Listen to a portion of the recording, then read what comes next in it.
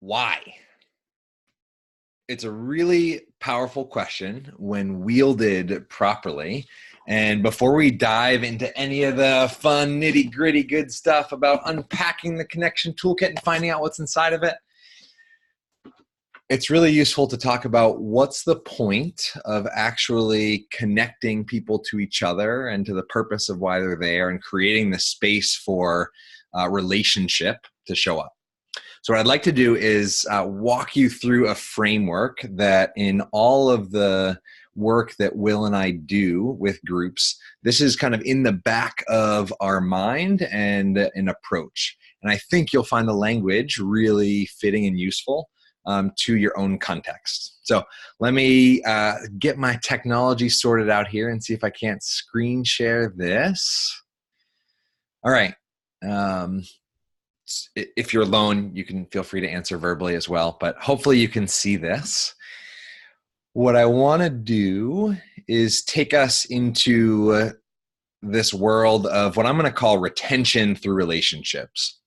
Now, retention can mean lots of things. In this particular case, and the way that this model actually showed up to begin with was, how do we keep people engaged meaningfully where they're currently at? And so sometimes it's okay for people to, there's healthy turnover, right? But retention can also mean, how do we keep people engaged on a micro level, like in this moment, in this class? But bigger than that, how do we keep people engaged in school, in their jobs, in their work, in the larger context that you're working with people within? So kind of to overview this map, you've got a y-axis and an x-axis. And you can see we've got student outcomes marked here. Student is going to be, because in the case of when you're working to build culture of connection, whether you're literally a student or not in a K-12 or university environment, or you're actually just in the mode of learner. You've let go of whatever expert or knowing mindset you have, and you're just in the place of learning. So that's how we're going to call students. And I know this is a very unscientific looking graph going up. So thinking about outcomes going up. So this student outcomes could be retention. It could be engagement for you. It could be fill in the blank of the metric that matters to you.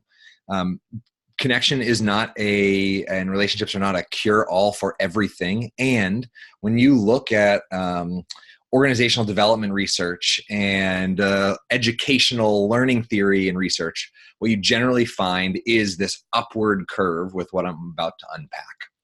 And yet, if you jump over to here, this y-axis, so often we invest so much of our time and effort in creating really quality programs, really great activities, be that a really awesome onboarding process or a really great curriculum.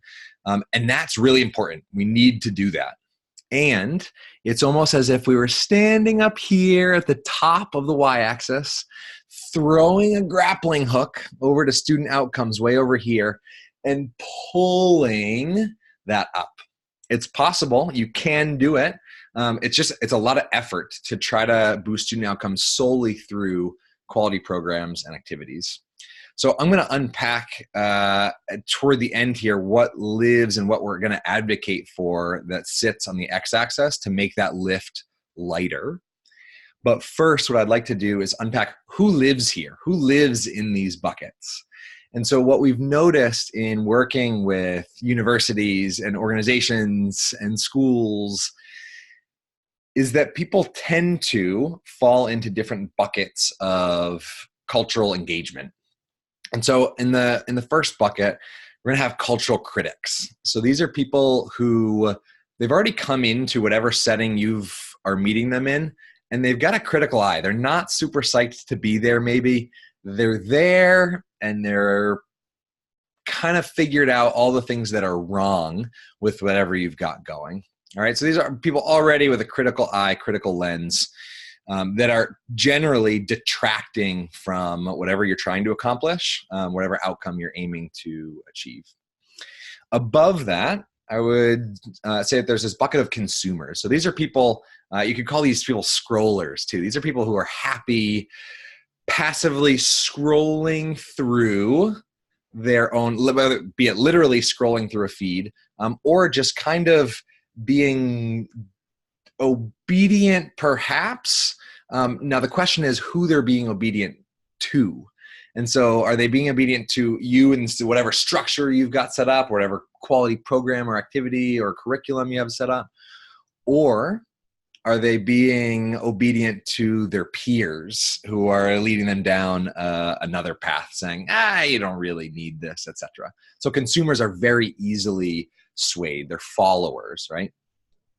Now, this line is a super important threshold that when it gets crossed, outcomes start to go up. So when you look at any research that's measuring any sort of outcome like engagement, like trying to increase retention, like trying to increase learning, what you'll find is there's a threshold, and when it's crossed, those outcomes go up.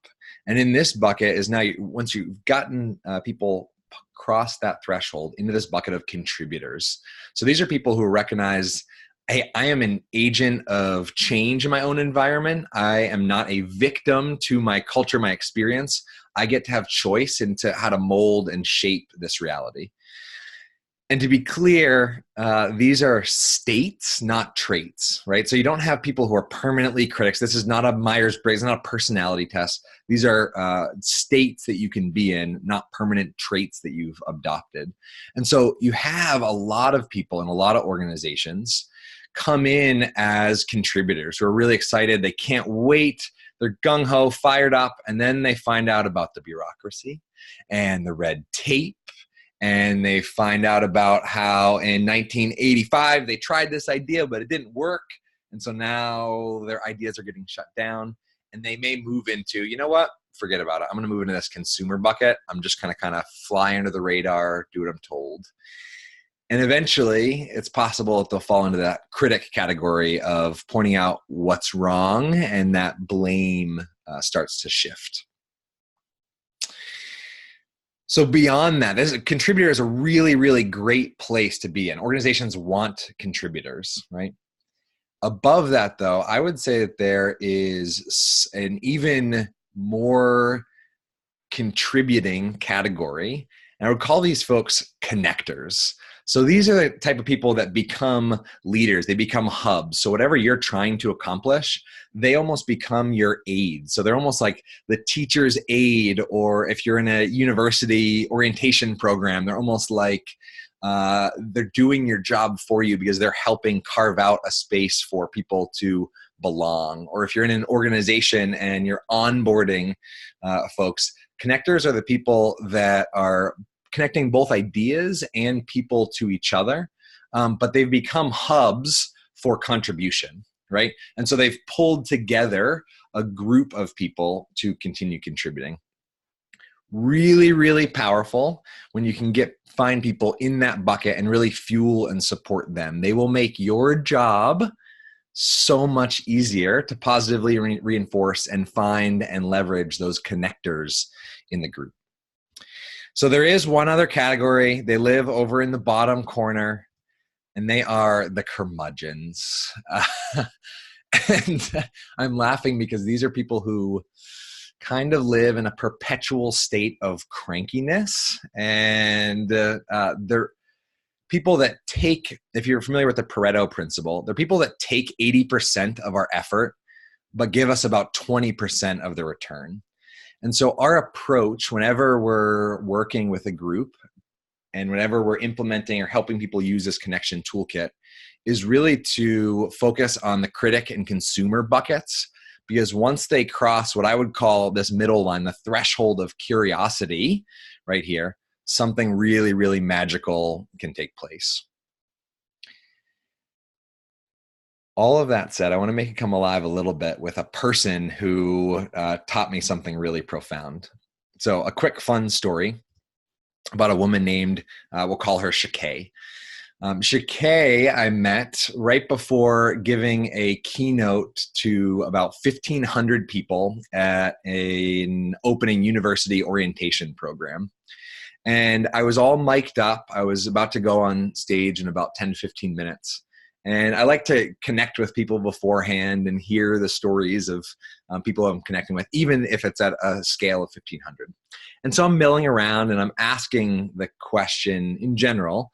I'm finding myself naturally curious about what or how has the first 24 to 48 hours of their experience on campus been. So I'm just, how's your first day or two going? And Shakay looks up at me and she goes, honestly, pretty annoying. I'm like, wow, like, tell me more. And she goes, oh, it's so like we're going to campus and keep trying to get us to connect with each other. And I just got out of this meeting where we had to share what color M&M we would be, if we would be an M&M. And all this is kind of pouring out. And then she notices the mic on my face and she goes, oh, her face kind of stops. And she goes, oh, are you like leading? Are you doing leading this thing? I'm like, yeah, I am. She's like, what are we doing? It's like, we're going to connect. She's like, oh. But what we ended up talking about was the type of connection that she was getting annoyed by was, I would not say was connection. It was activity. And it might have been an attempt, right, at this quality program and quality activity. But what I said is, she was very much in this critic bucket, quite at risk of becoming a curmudgeon in the current scene. And what I noticed in our conversation was, as I talked about, well, here's the type of connection we're going to do. Do you like small talk, like the sharing your favorite color M&M, or like the how are you doing, where are you from sort of rut of conversation that we get in? She was like, no, not at all. It's like, yeah, me neither. How about conversations that keep you up late at night with really good people who you trust and care about? She's like, yeah, of course. And so I said, in the next hour, my intent is to create, and this is where the foundation of our work lies, create this culture of connection where you can make those conversations and those real connections happen that supersede that small talk. And I would say at this point in the conversation, me and Shakay has now shifted into this consumer bucket, maybe even skeptical consumer, critical consumer. She was like, okay, I'll give you a chance. Let's see how it pans out.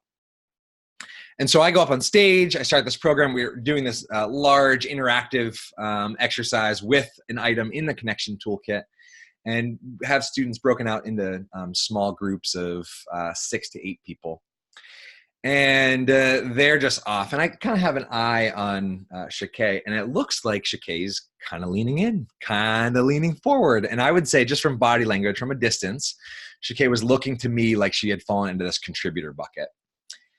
And by the end, we went to debrief. And so huge group of people, and I'm just unpacking what struck you about this experience, these conversations you just had. And the first person, guess who the first person to jump up and raise their hand was? And this is somebody who was totally in the critic, on the realm of curmudgeon bucket. Shakay stands up. Shakay had taken on the role of group leader in that moment. And I would say that in that moment that she's taken on the role of group leader, had transitioned over into this connector bucket. And she shares all this excitement about what they talked about and how it impacted her, and how it felt like this was the first real connection in 2 days since she's been on campus. And I don't think that Shakay made it through any of these buckets because I happened to go up and talk to her and was in a position of authority, I guess, with a mic on.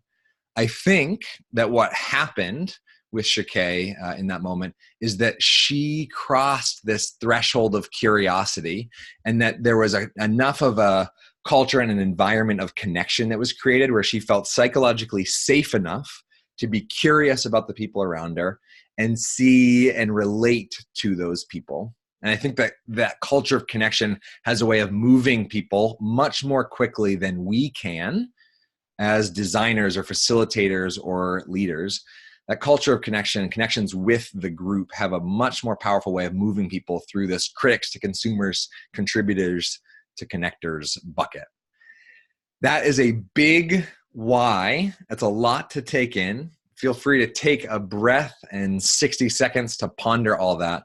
before diving any deeper. Thanks for listening and hopping in on the journey of Shike and how we can make a dent in our own worlds and our own universes by really putting time and attention into building that culture of connection.